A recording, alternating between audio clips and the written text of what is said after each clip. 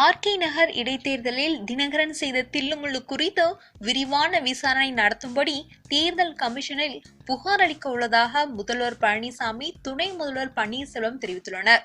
இந்நிலையில் ஆர்கே நகர் தேர்தலில் வாக்களிக்க பணம் கொடுப்பதாக கூறிய தினகரன் ஆதரவாளர்களிடம் வாக்காளர்கள் பணம் கேட்டதில் வாக்குவாதம் ஏற்பட்டதில் கைகலப்பானதை அடுத்து 4 பேர் கைது செய்யப்பட்டுள்ளனர். இவர்கள் டிடிவி தினகரன் ஆதரவாளர்கள் என்று சொல்லப்படுகிறது. தினகரன் ஆதரவாளர்கள் வெளியேறாமல் 20 ரூபாய் நோட்டு கொடுத்து 10,000 தருவதாக கூறியுள்ளனர். தற்போது அவர்களை மக்கள் தேடி வருகின்றனர். இந்நிலையில் பணம் கேட்டு நச்சரித்து வந்த வாக்காளர்களுக்கு தினகரன் ஆதரவாளர்களுக்கும் மோதல் ஏற்பட்டதாக தெரிகிறது.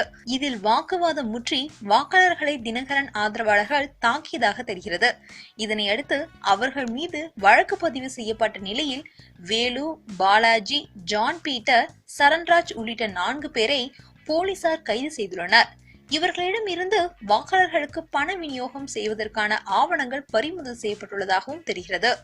இதனால் தினகரனும் விரைவில் கைது செய்யப்படலாம் என்று எதிர்பார்க்கப்படுகிறது.